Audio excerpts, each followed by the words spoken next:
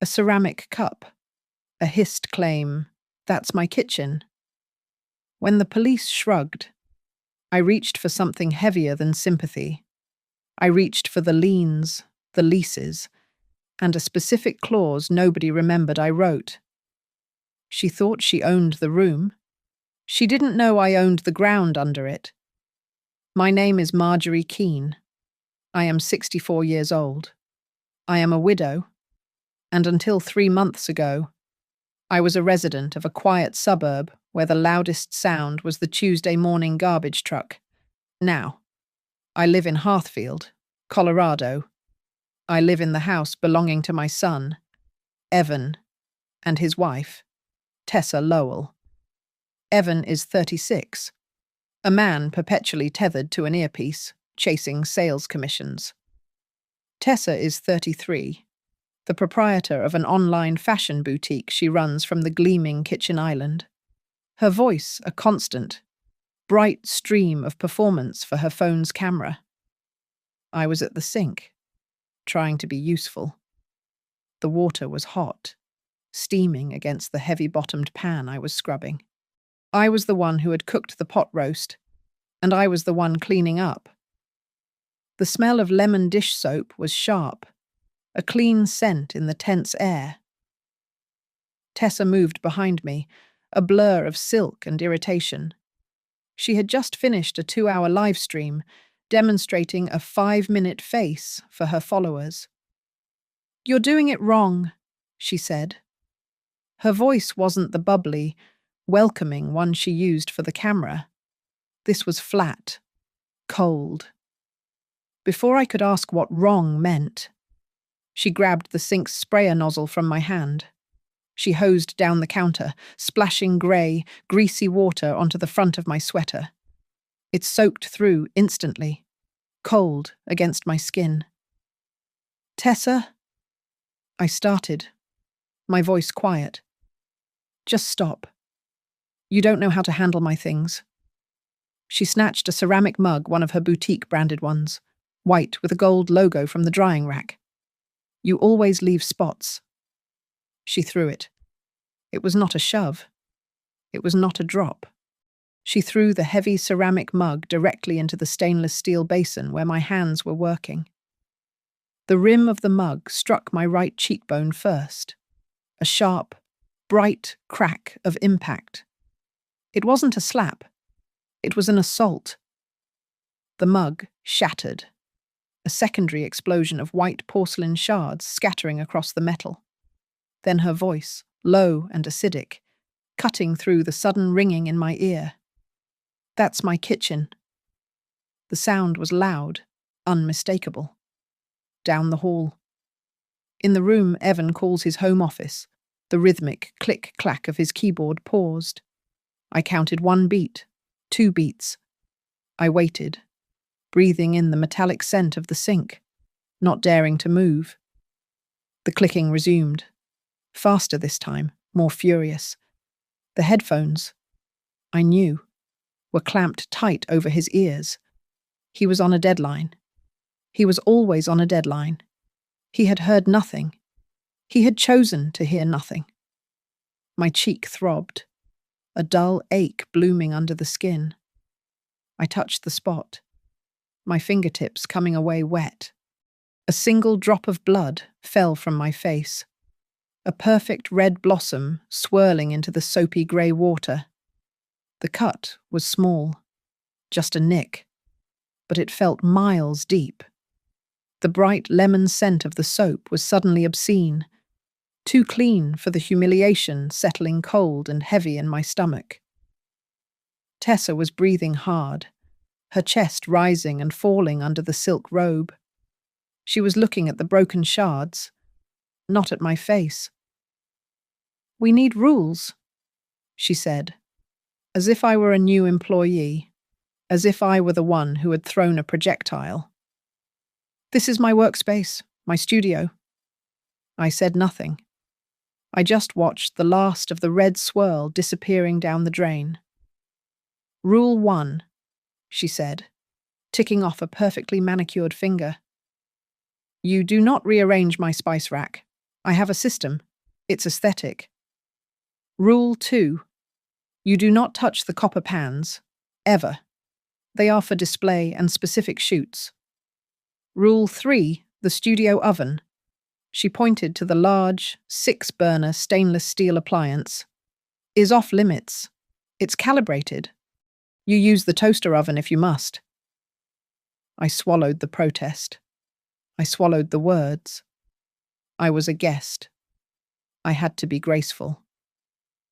When Evan begged me to move in after the funeral, he said it was to keep the house warm. I was learning the house was kept warm by my silence. I nodded.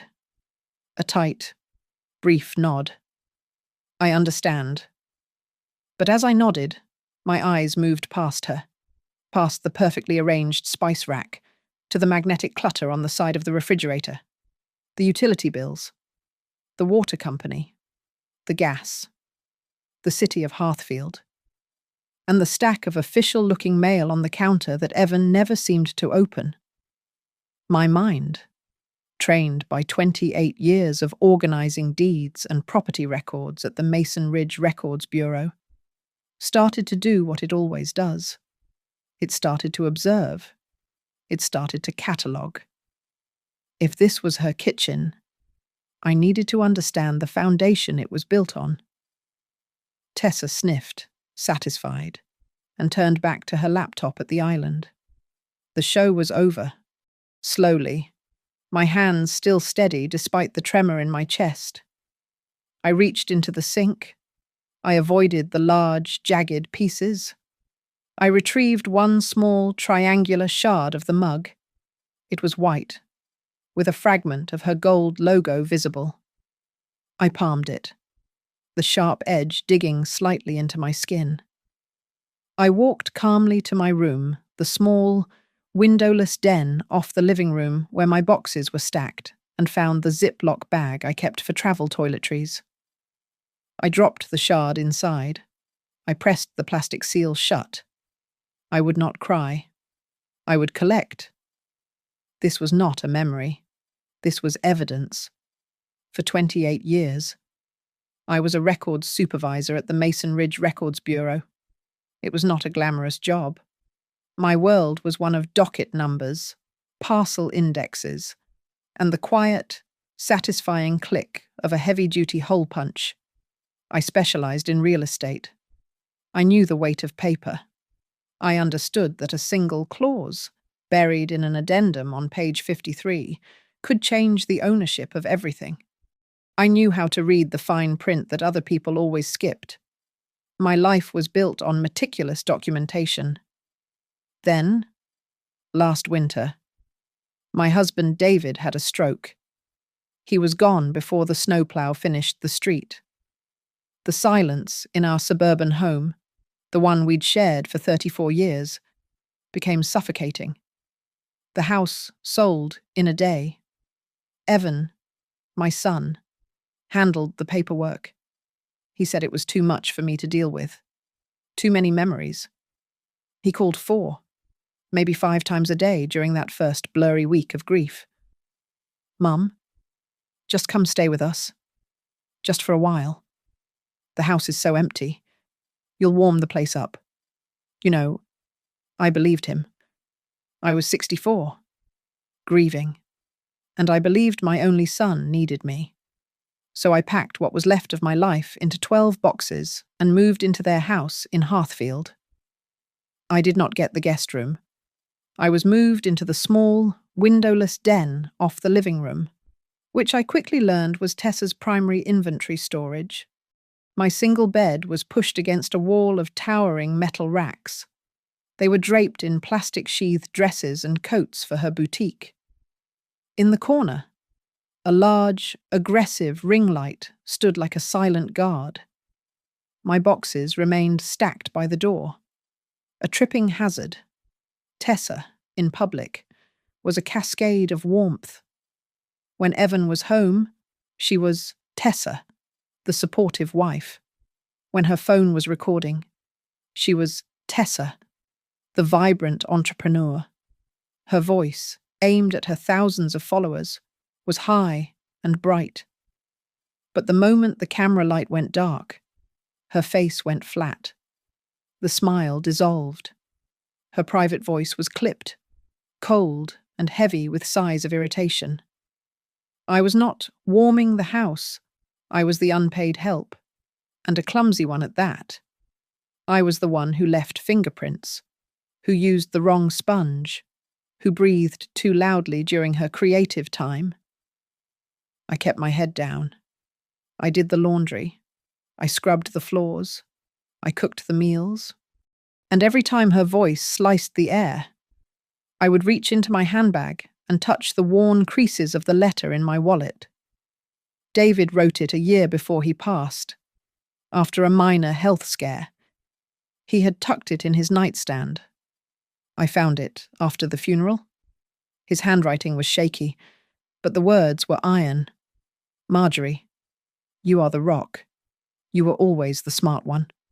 Don't let anyone, not even family, disrespect the value you hold. I held on to that value, quietly, as I navigated Tessa's rules. My old skills, the ones from the bureau, felt dormant, but the instinct was still there. I am a woman who reads the fine print. I notice the things other people ignore. One afternoon, I was dusting the living room, Tessa's rule. Dusting every 2 days. No exceptions. Dust shows up on camera. I picked up their large, silver-framed wedding portrait from the mantel. It was heavy. Tucked behind the photo, visible only from the side, was a small, engraved brass plaque. It was a thank you plaque, a list of vendors for their dream home transformation.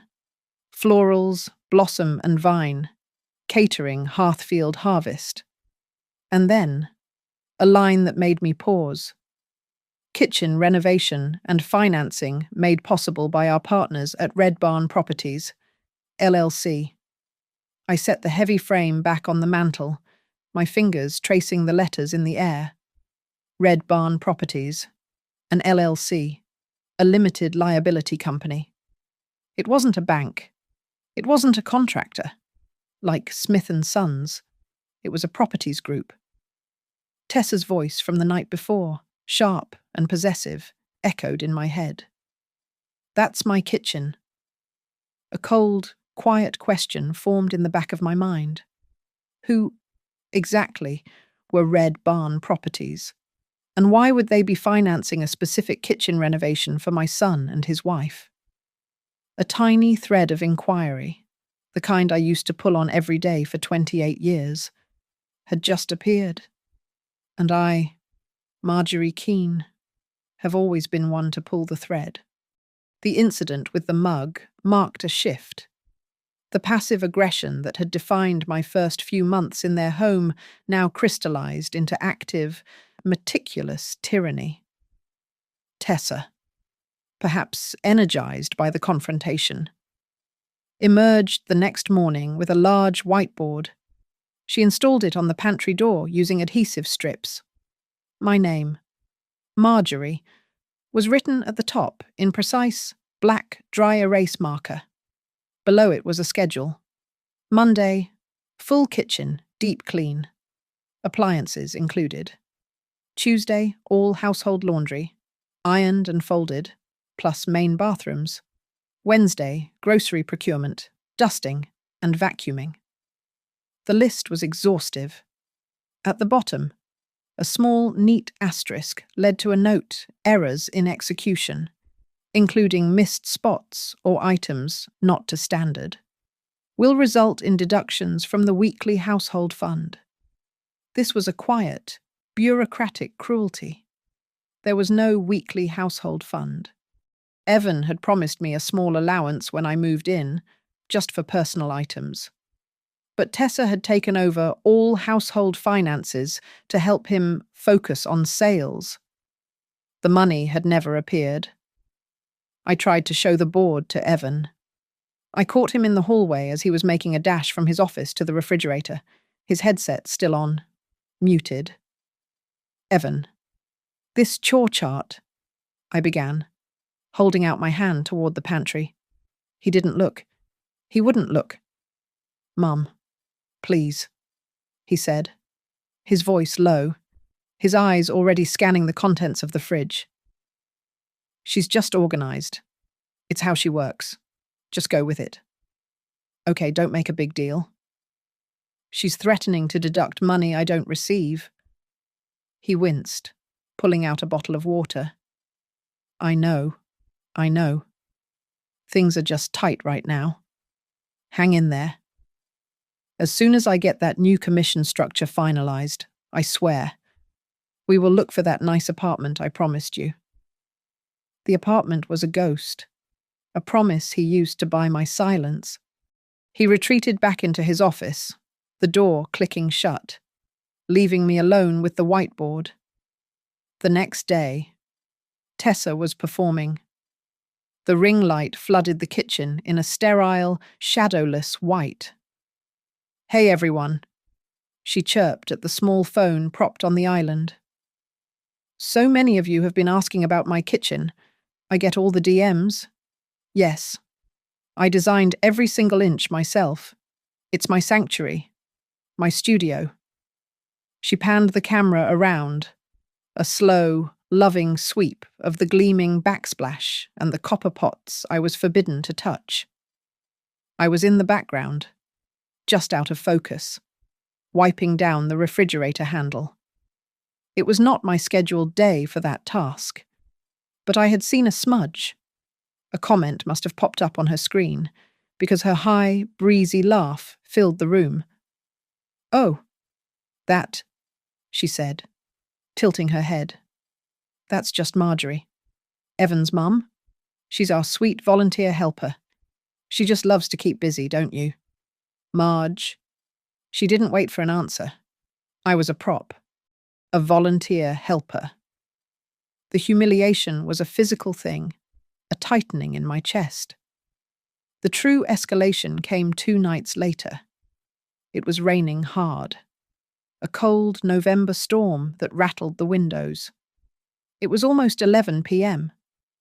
I had just finished cleaning the dinner dishes and was exhausted. I hung the damp dish towel on the handle of the studio oven to dry. This, I would learn, was a grievous offence. I heard her bedroom door open. "Marjorie." Her voice was sharp. She marched into the dark kitchen, flipping on the lights. Her silk robe was cinched tight. She pointed at the towel. "What did I say about the oven? The handle gets smudged. It ruins the aesthetic. How many times do I have to tell you I was too tired to fight? I'm sorry, Tessa. I'll move it." "You never listen," she hissed. As I reached for the towel, she grabbed the heavy stainless steel bowl we had used for salad dressing. It was still sitting in the sink, filled with the grey, oily water I had left to soak. She didn't throw the bowl. She just tipped it. A cascade of cold, greasy water hit my chest and legs. I gasped, the shock of the cold stealing my breath. The water pooled on the tile floor, soaking my slippers. I stood there, dripping, stunned. I looked down the hall. The thin sliver of light from under Evan's office door was visible. He was still working. He couldn't have missed her shout. He did not come out. The silence from his room was an endorsement. That night, after I changed into dry clothes, I did not go to sleep. I sat in my cramped den, the racks of Tessa's inventory pressing in on me. I took out the cheap smartphone Evan had given me. I opened the camera and, under the single, harsh bulb of my desk lamp, I took a photograph of the yellowing, faint bruise on my cheekbone from the mug. I then took a photo of my soaked clothing, piled in the small hamper. I opened the leather-bound diary I had kept for 30 years. My handwriting was steady. I was not writing as a victim. I was documenting November 14th, 11:10 p.m. Tessa poured soaking water on me. Reason misplaced dish towel. Evan in office, silent. The next day, I was taking out the recycling when my neighbour, Vera, a woman my own age with sharp eyes, was at her mailbox. "Rough night?" she asked, her voice quiet. I must have looked startled. "The walls in these new builds are paper thin, dear," she said, not unkindly. I heard the yelling, and then a sound like water. Lots of it. She looked at my face. "You should get one of those doorbell cameras. They're very good for accountability," I told her, quietly, that Tessa didn't allow modifications to the house aesthetic. "Then get something for yourself," Vera urged. "On your phone? An app? Just in case." I spent that afternoon downloading a simple, one-touch audio recording application. I tested it. It was discreet. I set it to be ready. My documentation was no longer just memory. It was becoming a file. The week ended with Tessa in a rare, celebratory mood. She and Evan went out for dinner. When they returned, she was flushed with wine and triumph. "We are celebrating," she announced to me. I was just reading in the living room. "I just signed the biggest contract of my career, a major lifestyle brand. They want my aesthetic. They're giving me a huge presence at the new Southridge Market Plaza." She beamed at Evan, who looked drunk and relieved. I smiled politely. "That's wonderful, dear." But as she said the name, a file drawer in my mind, one I hadn't opened in years, clicked open. Southridge Market Plaza. I knew that name. I had seen those parcel numbers. I had filed the original zoning variances and the master deed for that entire commercial development myself. 15 years ago. My mind, my greatest asset, was finally waking up. I remembered the heavy binders, the smell of the archive, and the very specific name of the holding company that owned that entire, valuable strip. The final break came not from a single, shattering event, but from the accumulation of small poisons. It was a Tuesday, the day I was assigned to clean the main bathrooms. The same day the mug shard had been placed in its plastic bag. The same day I had started recording. I was cleaning the sink, and the argument started over nothing, over a brand of toilet paper. It escalated, as it always did, back to her central theme, back to the kitchen. "You don't respect my home. You don't respect my space." Tessa's voice was rising to the pitch she used when she was about to lose control. "Tessa, this is Evan's home, too," I said, my voice quiet, my hand still holding a wet sponge. The audio app on my phone, tucked into my shirt pocket, was active. "It's my kitchen, it's my aesthetic, and you are ruining it." This time, when she shoved me, it was not with a cup. It was a full-bodied push, 2 hands against my shoulders, sending me stumbling back against the hallway wall. The impact knocked the air from my lungs. "Get out!" she screamed. "Get out of my house!" Before I could even process the assault, she was moving. She went to my small, windowless den. She grabbed the cheap suitcase I had used for the move, the one that held my few changes of clothes. She yanked it open, clawed my folded sweaters and slacks from the dresser, and stuffed them inside. I stood by the bathroom door, frozen, watching her. She zipped the bag, the sound like a ripsaw. She dragged it to the front door, flung the door open, and threw the suitcase. It tumbled down the 3 concrete steps and landed on the wet lawn. "You are trespassing," she said, her voice shaking with adrenaline. "If you are not off my property in 5 minutes, I am calling the police." Evan. His door opened. He emerged, not angry, just exhausted. He didn't look at me. He looked at Tessa. "Tess, come on," he mumbled. "No. Evan, I'm done. She's out." He turned to me then, his eyes pleading, avoiding mine. "Mum, just go for a couple of nights. Let her cool off. Please." He reached into his wallet and pulled out a wad of cash. He didn't count it. He just pressed it into my hand. "Here. Go to the motel down on Route 7. Just go." He was my son, and he was handing me $200 and showing me the door. A police car pulled up just as I was trying to hoist the badly packed suitcase into the trunk of my old sedan. The lights were not flashing. A single officer, a woman with a tired face, got out. Vera, my neighbor, must have called. Tessa was on the porch instantly, her entire demeanor transforming. Her face crumpled. Tears, real or manufactured, streamed down her cheeks. She was holding her arm, as if I had struck her. "Officer, thank God." She sobbed. She just went crazy. My mother-in-law, she attacked me. I just want her to leave. I'm so scared."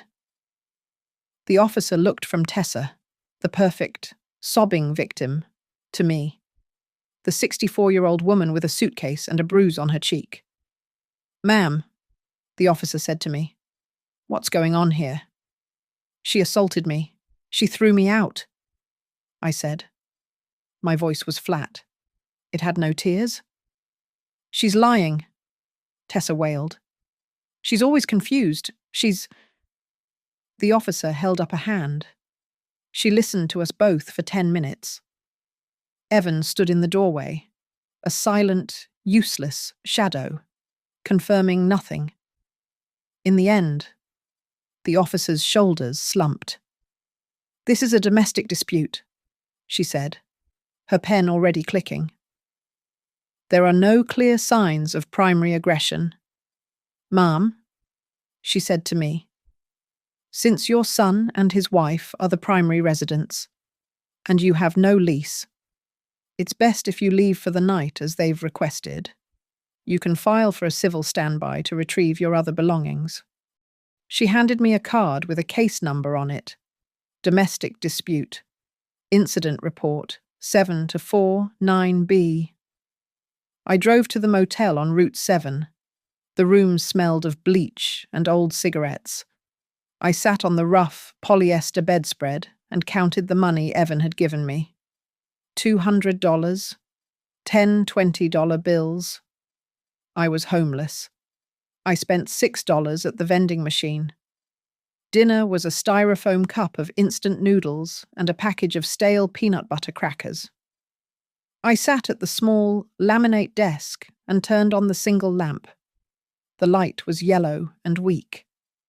I took out a piece of the motel stationery. I made a list. Not of what I had lost, but of what I still possessed. 1. My wallet.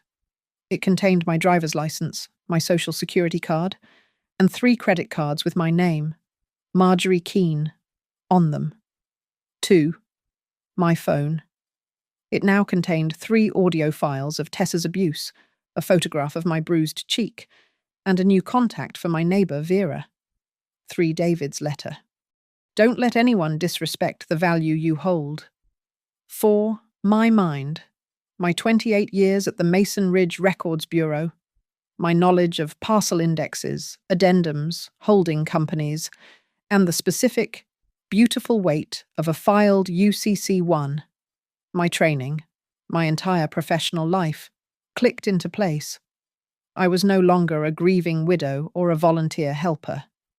I was a records supervisor whose most important file had just been opened. I used the motel's slow, unsecured Wi-Fi. I found a 24-hour print shop nearby.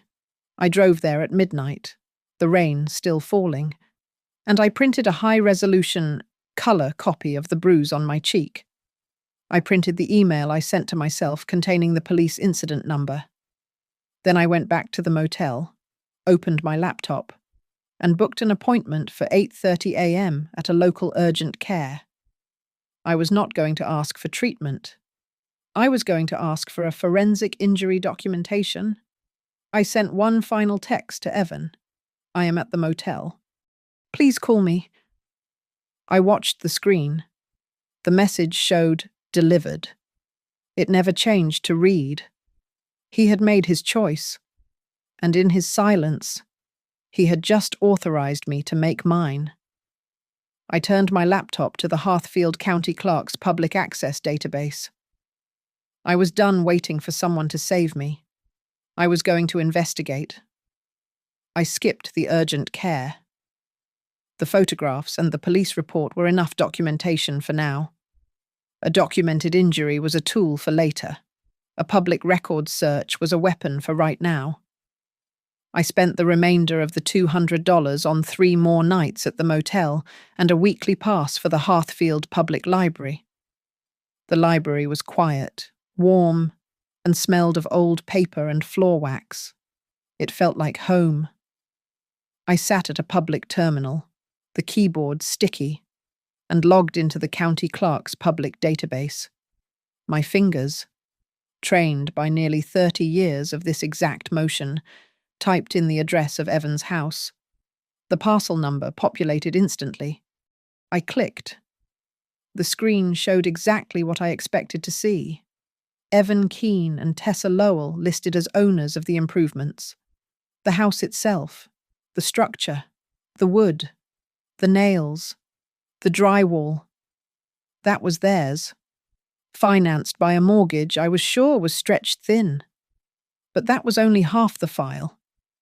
I clicked on the Land and Tax tab. My breath caught, just for a second. The land, the physical ground the house was sitting on, was not owned by them. It was owned by a separate entity. It was owned by the Keane Family Land Trust, established 15 years prior. My husband, David, was a meticulous man.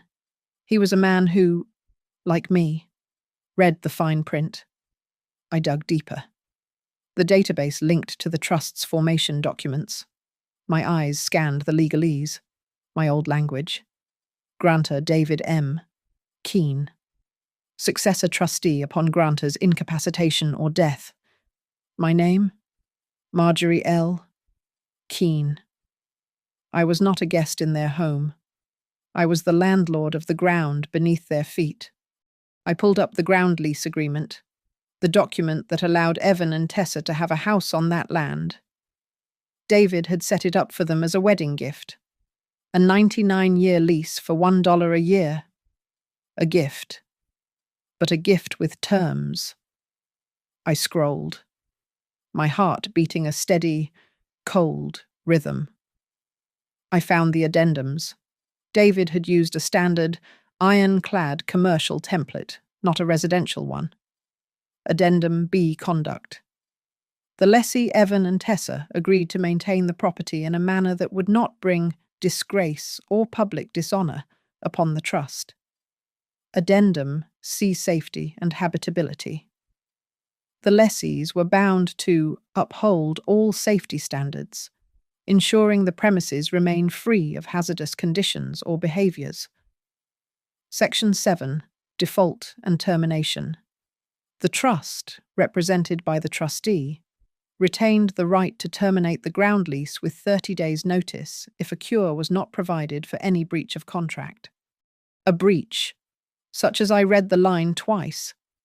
Any documented act of violence or behaviour that endangers another resident within the property's bounds. The mug, the shove, the audio files in my pocket, the police report. Tessa didn't just break the rules of hospitality. She had violated Section 7. A cold, clear focus settled over me. This was the first piece. Now for the second. I opened a new tab, Red Barn Properties, LLC, the name from the wedding plaque. I ran a corporate search. It was a local LLC, filed 3 years ago, active. The agent of record was a law firm. This was a shell, a pass-through. I needed to know who funded it. This part was not public, but the kitchen renovation was. I searched for UCC filings. A Uniform Commercial Code filing is a lien. It's what a lender files to secure collateral. I typed in Red Barn Properties as the lender and Tessa Lowell as the debtor. Nothing. I tried Evan Keane as the debtor. Nothing. I paused. My 28 years in the vault whispered to me, look deeper. Marjorie, the true lender, the one holding the real paper, often hides behind the installer, the one with the real money. I searched for liens against the property address related to the renovation permits. One popped up. A UCC1 financing statement. Secured Party Larkspur Holdings, LLC, debtor Evan Keane and Tessa Lowell. Collateral all kitchen fixtures, appliances, cabinetry, and island, model 7BL, serial number 493K. They didn't even own the kitchen. It was collateral. Tessa's studio, her sanctuary, was a rented stage. But the name, Larkspur Holdings, LLC, I knew that name. I knew it as well as I knew my own. I had created Larkspur Holdings 12 years ago, with David, as a legal entity to manage my own savings and investments, separate from our primary estate. It was my nest egg, the money I had carefully cultivated. When David died, its assets became mine alone. Evan didn't know about it. It was my quiet, legal fortress. They hadn't just borrowed money. They had, through a third-party broker that managed the LLC's assets, borrowed money from me. And they had defaulted on their first payment, 2 months ago. The room tilted. I held onto the desk, the final thread. Southridge Market Plaza. I knew that name because Larkspur Holdings owned it.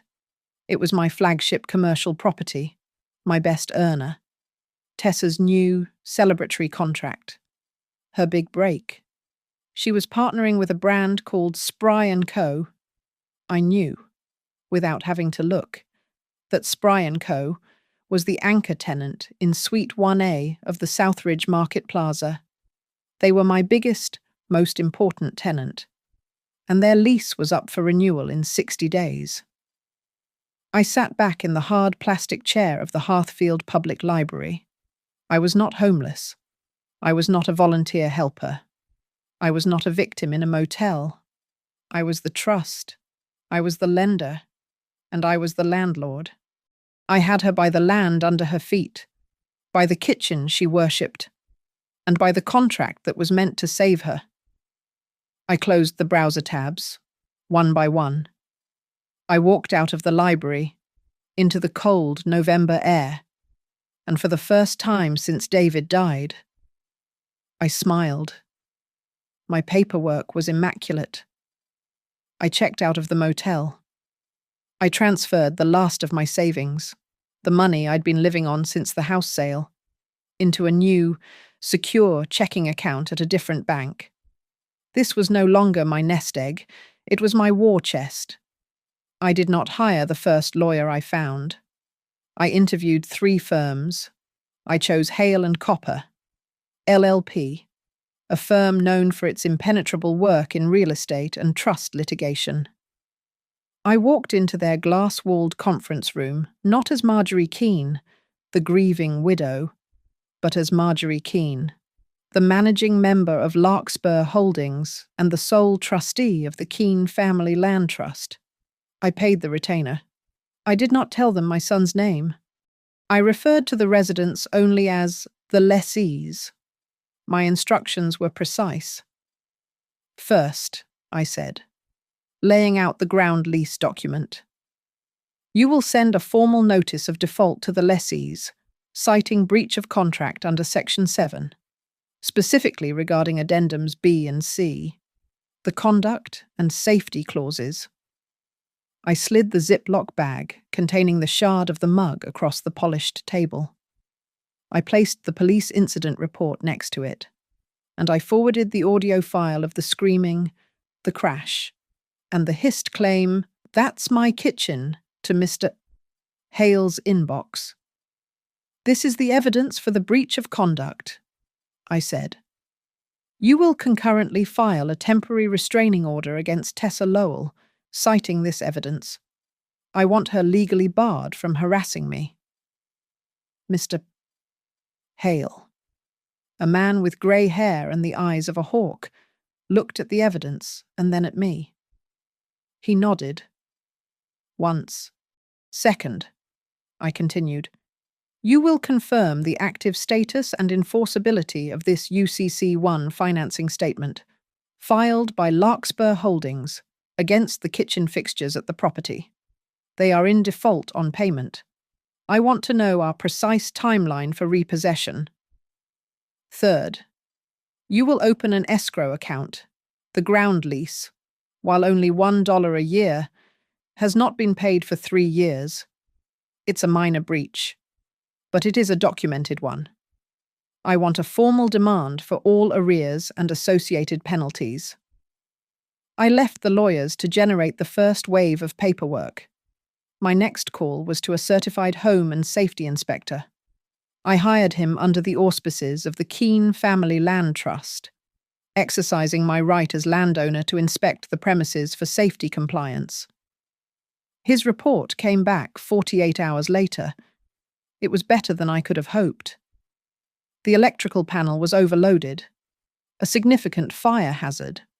Source, his report noted, appears to be an excessive number of high-wattage lights, consistent with studio-grade equipment, running off circuits not rated for the load. Tessa's ring lights. He also found that the structural changes for the new exhaust hood and the plumbing for the island sink the centerpieces of her kitchen had been done without the required county permits. The lease, of course, explicitly forbade unpermitted structural modifications. More breaches, more leverage. Next, I moved on to the financial front. I did not call Spry & Co. myself.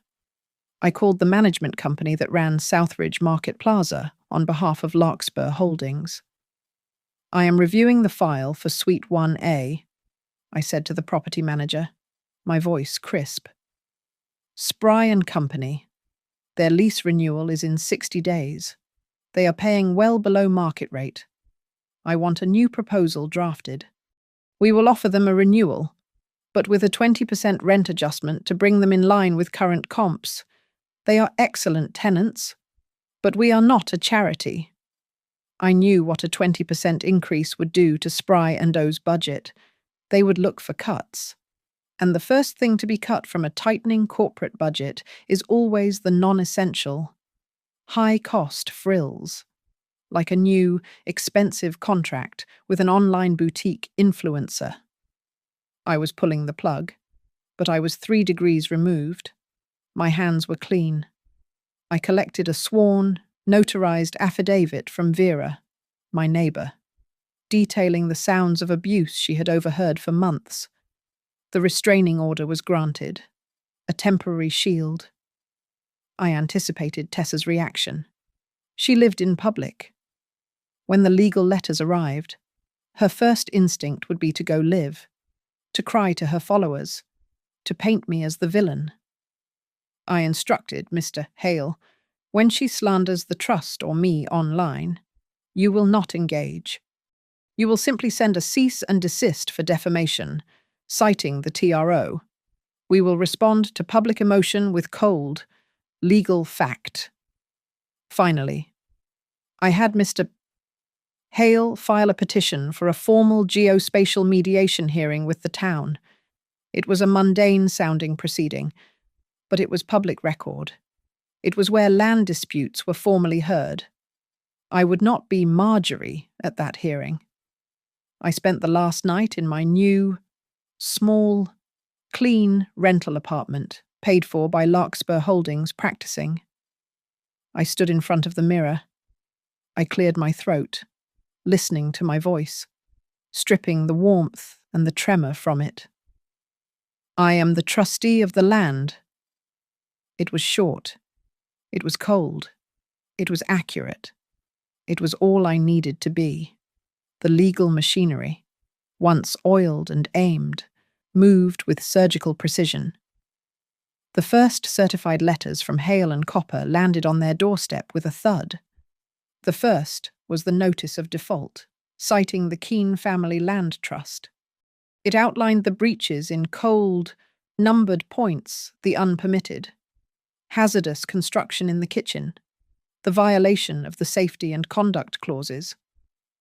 I had been specific with Mr. Hale about the evidence, the police report, the photographs of the bruise, and my affidavit were all attached as exhibits. The letter stated they had 30 days to cure the breaches. The cure was not a simple payment. It demanded the immediate removal of the hazardous wiring. It demanded proof of enrollment in a state-certified anger management program for Tessa. And it demanded a formal, notarized letter of apology submitted to the trust. A second letter, from Larkspur Holdings, was simpler, a demand for immediate payment of the defaulted kitchen loan. A third, from the trust, was a bill for 3 years of unpaid ground lease fees, $3, plus penalties and interest, totaling $47.50. It was petty, but it was a documented breach. Failure to pay any of these would accelerate the termination of all agreements. The chess pieces were moving. Across town, the property manager for Southridge Market Plaza informed Spry & Co. of the pending 20% rent adjustment. As I predicted, the corporation's finance department immediately froze all non-essential, high-cost vendor contracts to reallocate the budget. 4 days after the legal letters arrived, Tessa's new, celebrated contract with Spry & Co. was terminated via a curt email, citing unforeseen budget realignments. The loss of that future income, combined with the legal threats, sent them into a spiral. I learned from Mr. Hale that they immediately applied for a home equity line of credit to pay for a lawyer. The bank's underwriters took one look at the title. They found the notice of default filed against the ground lease. The house was an uninsurable asset, mired in a land dispute. The bank refused the refinancing. Their credit, I was certain, was now in freefall, cornered. Tessa did exactly what I knew she would. She turned on her ring light. Her live stream was a masterpiece of manufactured hysteria. Her face was pale, her eyes red. "You guys," she sobbed. "I am being attacked. My husband's mother, this controlling old woman. She's trying to steal my home. She's jealous of my success. She's trying to take my kitchen." She wailed for 30 minutes, painting me as a vindictive, senile crone. Mr. Hale did not bother with her. He sent one simple communication to the legal department of her streaming platform and a press release to the local Hearthfield blogger. The release was dry, factual, and included one attachment, the UCC-1 filing. The headline the next day was devastating. "Hearthfield boutique owner's dream kitchen. Not hers. Documents show." The story wasn't about a family dispute. It was about an influencer who had lied to her followers. She didn't own the kitchen she used as her studio. She was a debtor in default. My phone, dark for a week, lit up. Evan Keene. I watched the screen buzz on the cheap rental apartment table. I let it go to voicemail. He called again, immediately. I declined the call. A text message appeared. "Mom, please. Call me. This is a nightmare. She's falling apart. We can fix this. Just talk to me. I did not reply. An hour later, an email arrived from Mr. Hale. Marjorie, I believe this solidifies our position on the breach of conduct. He had attached an audio file. Your neighbour, Mrs. Vera, has forwarded this from her own security system's microphone. It is, as you will hear, exceptionally clear. I clicked play. I didn't hear my own muffled recording from my pocket. I heard the event from 30 feet away, from Vera's open window. It was high fidelity. Tessa's voice, not just angry, but shrill, echoing in the night. That's my kitchen. A split second of silence, and then the unmistakable, sharp crack of ceramic shattering against steel, followed by my own quiet, stunned inhale. I saved the file. The final move of the week was not mine. It came from the Hearthfield police. The temporary restraining order I had filed was clear. No contact, no harassment. Tessa, upon seeing the UCC1 story, had lost control. She had sent me a string of text messages, bypassing the block by using an app. You old witch. You liar. I will ruin you. You'll be eating cat food. The police, obligated to act on a direct violation of a TRO, paid her a visit. Mr. Hale informed me that she was formally invited to the precinct to discuss the definition of criminal harassment. The game had just moved from civil penalties to criminal ones. The geospatial mediation hearing was not held in a grand courtroom, but in a fluorescent-lit, beige-walled conference room at the Hearthfield Town Hall. The proceedings were, by law, open to the public. Vera was there, sitting in the back row. So was the local blogger who had covered the UCC1 story, his notepad already open. Tessa and Evan sat at the opposing table. Evan's face was a sallow grey, his eyes fixed on the laminate tabletop. Tessa was whispering furiously to a man in a cheap, wrinkled suit. He looked like a lawyer who specialized in speeding tickets, not complex land trusts, and he was visibly sweating. I walked in with Mr. Hale. I wore a simple navy blue dress.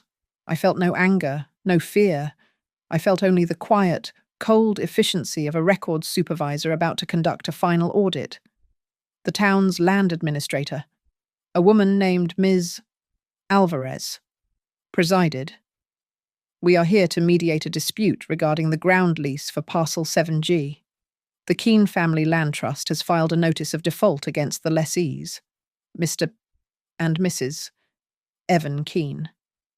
Tessa's lawyer stood up, shuffling his papers. Your Honour, this is a simple family misunderstanding. My client's mother-in-law is emotional. It's a spat, nothing more. We move to dismiss this as a waste of the town's time. Miss Alvarez looked at Mr. Hale. Mr. Hale did not stand. He simply opened a meticulously organized binder. We are not here to discuss a spat. We are here to discuss a documented breach of contract. He submitted the first document.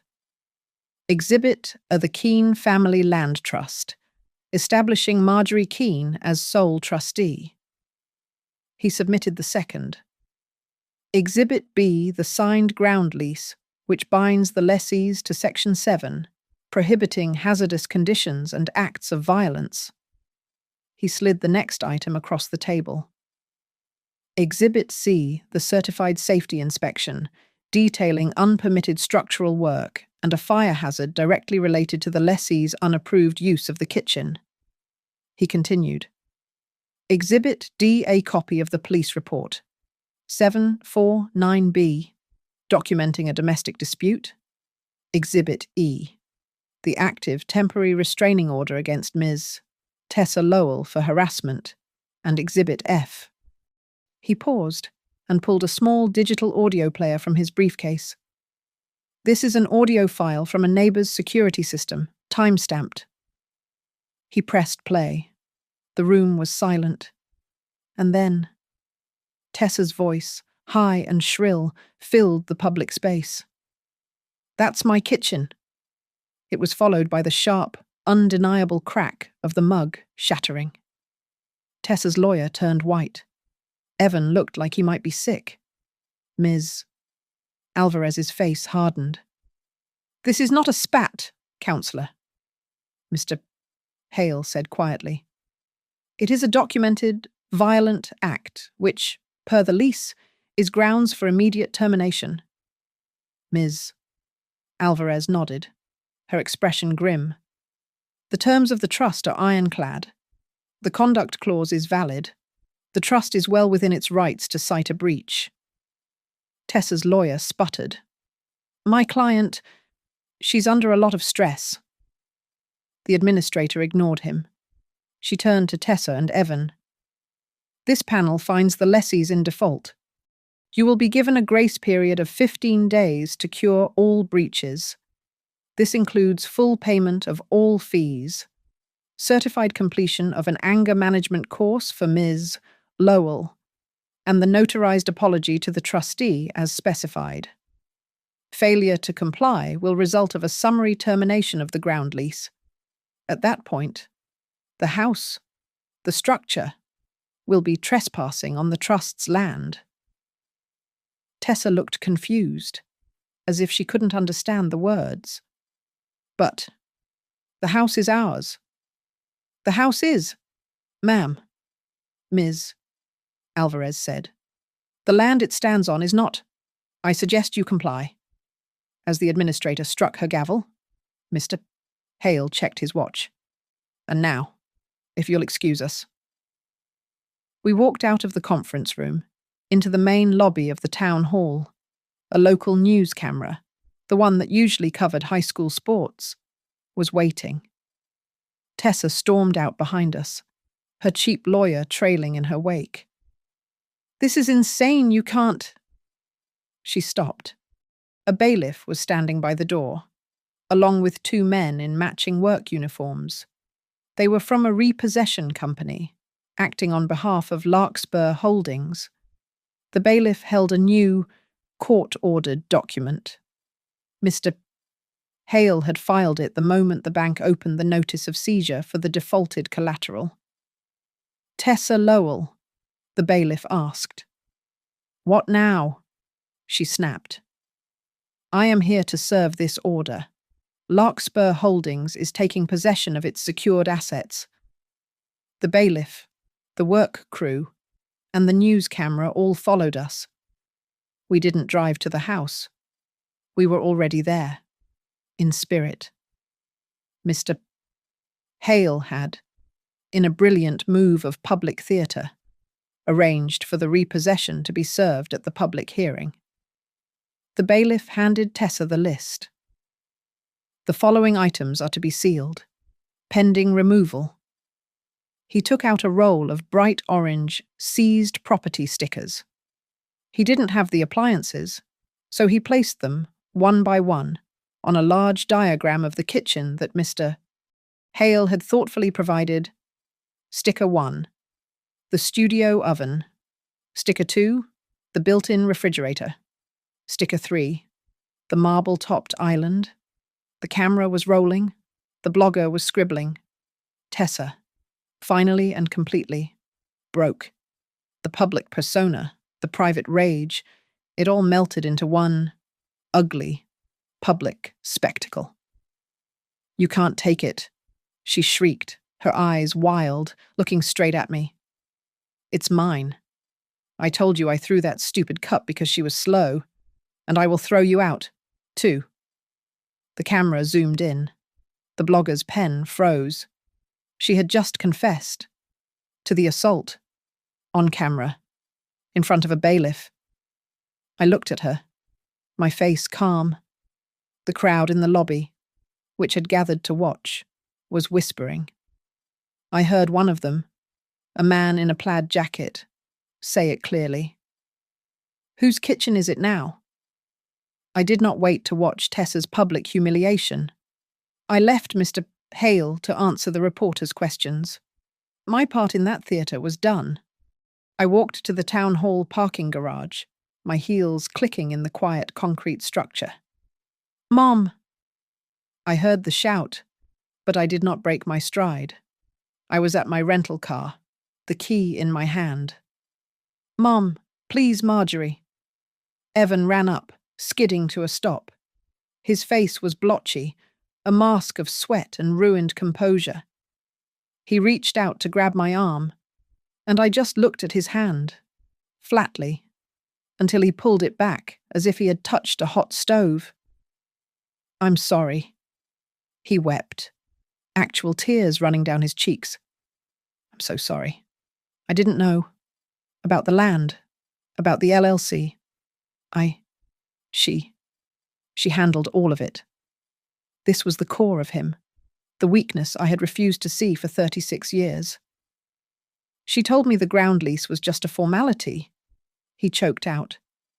"She said she was paying it, that she'd take care of it. She managed all the finances. I didn't know we were borrowing money from you. I swear I didn't." He looked at me, his eyes pleading, expecting the mother who would fix this, who would fold him into a hug and tell him it was all right. That woman was gone. I did not hug my son. I reached into my purse and pulled out a single sheet of paper. I had typed it the night before. "You are a party to this. Evan, your silence was an endorsement.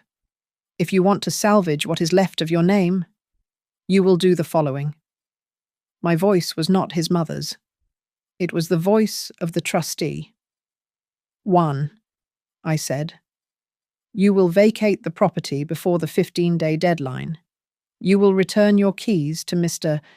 Hale's office. 2, you will sign a separate liability agreement, assuming your half of the defaulted loans and legally separating your finances from Tessa's. You will not hide behind her bankruptcy. 3, you will enroll in individual therapy, and you will also attend a support group for the relatives of domestic abusers. 4, you will write 2 letters of apology, one to me, one to Vera. Both must be notarized. 5, you will not call my phone again. You will not show up at my home. You may contact me after therapy has begun, via email, for the sole purpose of scheduling. He stared at the list, the paper trembling. He looked up. A broken man. "Okay," he whispered. "Yes, all of it." As if summoned, his phone vibrated violently in his pocket. He flinched. He pulled it out. The screen read, "Tessa." He looked at me, his eyes wide with animal panic. "Answer it," I said, my voice cold. "Put it on speaker." He fumbled, then obeyed. Before he could speak, her voice, a serrated blade, tore through the garage. "Where are you? She can't do this. You have to fix this. Evan, you are my husband. You stand by your wife, or I will." He jabbed the end call button, his hand shaking so hard he almost dropped the phone. I nodded. I had my own phone in my pocket. The audio recorder had been running the entire time. That night, Mr. Hale received a tip. Tessa, predictably, was not waiting for the 15-day grace period. She was not going to therapy, and she was not apologizing. She had hired a private demolition crew for a cash payment, due to arrive at 7 a.m. the next morning. Her plan was to have the marble island, the centerpiece, illegally dismantled and moved to a storage unit before the repossession. She was trying to steal secured collateral. I felt a cold, final satisfaction. She was stepping directly into the trap. Destroying property under a UCC lien is not a civil matter. It is a felony. I instructed Mr. Hale. "Notify the bailiff, Notify the Heathfield police. I want an officer present. We will not stop them. We will wait until they physically begin to dismantle the asset. We will let her commit the crime, in full view of the law. I sat in my clean, quiet rental apartment. I took David's letter from my wallet and unfolded it. Don't let anyone disrespect the value you hold. I turned to my laptop. I drafted the 73-word statement I would read the next morning. It was precise, legal, and contained no hint of emotion. As I was printing it, an email landed in my inbox. The sender was the CEO of Spry & Co., the anchor tenant of Southridge Market Plaza. The subject, consulting inquiry. Dear Ms. Keane, the email read, we have been reviewing our position at Southridge and were extremely impressed by the rigor and efficiency of your new management. Our recent marketing consultant, Tessa Lowell, proved to be an ill-considered investment. We are looking for a professional with experience in real estate governance and compliance. Given your clear expertise, we were wondering if you might be open to a meeting. I closed the laptop. I was not just a widow. I was not just a mother. I was a professional. And I was just getting started. Tessa was defiant. The next morning, she did not pack. She performed.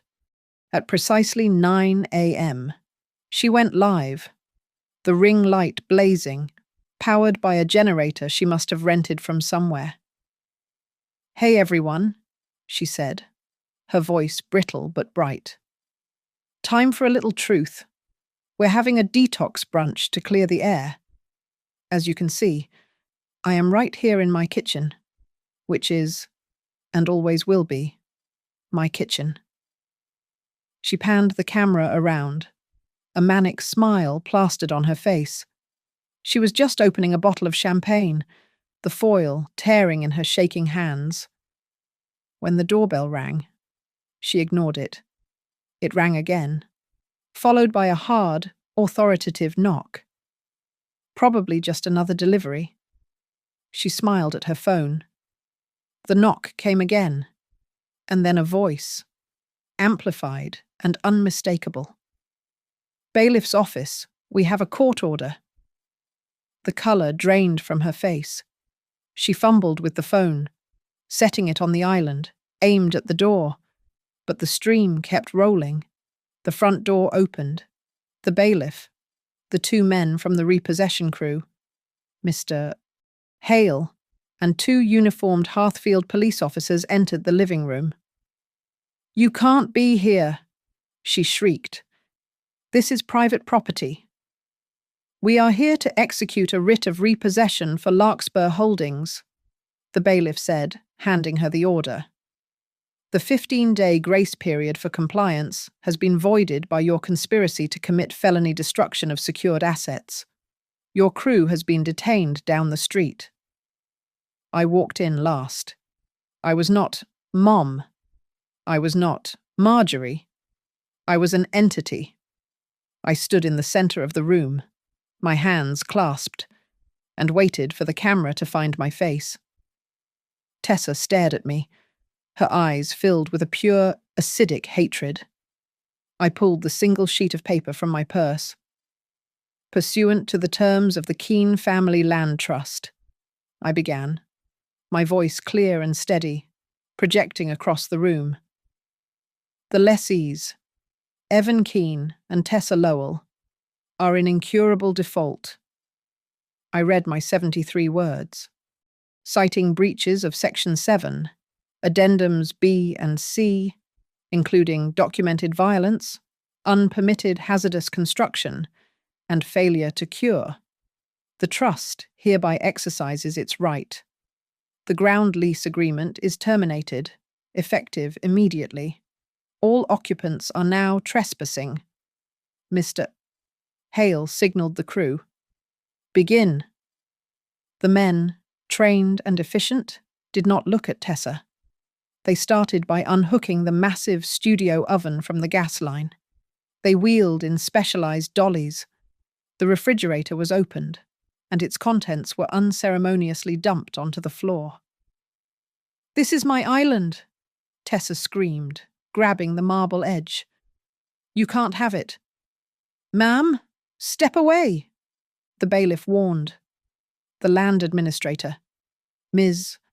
Alvarez, arrived with a final signatory packet. She confirmed the termination of the lease with the town's official stamp. "Mrs. Lowell," she said, "the trust has declared this structure is trespassing. You have 90 days to move the entire house off this parcel, or it will be seized and demolished, and you will be billed for the privilege, or you can buy the land at current market value, plus all penalties." Tessa just laughed. A high, broken sound. She had no money. She had no credit. She watched the men slide the heavy marble-topped island, her island, toward the door. She lost her final thread of control. She lunged, not at me, but at the repo worker, shoving him hard against the empty space where the stove had been. "That's mine." The police officers moved instantly. "Ma'am, you are in violation of a temporary restraining order," one officer said, grabbing her right arm. "And you just assaulted an officer of the court during a lawful seizure," the other added, pulling her left arm behind her back. The click of the handcuffs was the loudest sound in the room, broadcast live to her remaining, horrified followers. She was cuffed, sobbing, for obstruction and for violating the TRO. I looked past the chaos to the hallway. Evan was standing there. He was holding 3 suitcases. He looked like a ghost. He walked past the police, past his screaming wife, and past the men dismantling the kitchen. He stopped in front of me and Vera, who had been standing by the door as a witness. He did not meet my eyes. He held out his hand. In it were his keys and a folded, notarized letter. He handed it to me. "I'm sorry," he whispered. Vera watched as he handed it over. He then turned, walked out the front door, and did not look back. The kitchen was gone. A void of disconnected pipes and scuffed floors remained. "Mr. Hale looked at me. "The assets are secure." I nodded. A new group of people entered, a woman and 2 men in chef's whites. They looked at the empty space with bright, hopeful eyes. "Ms. Keene," the woman asked. "We're from the Hearthfield Community Culinary Program." "Yes," I said. "Welcome." I pulled a new contract from my briefcase. I had already repossessed the kitchen. Now, I was leasing it. I was leasing the entire collection of ovens, islands, and refrigerators to them for $1 a year. Tessa's studio would now be used to teach unemployed residents how to cook. I sat at the empty counter, the only thing left, and clicked my pen. The camera, forgotten on the floor, was still running, its red light blinking. It captured the final, definitive image. I signed the community lease. The signature line read, "Marjorie Keene, Trustee, Keene Family Land Trust, Managing Member, Larkspur Holdings." Thank you so much for listening. I'd love to know where you're tuning in from, so please drop your thoughts in the comments. Subscribe to Grandma's Family Diary, like this video, and give us a little extra love by hitting that hype button so this story can reach more people.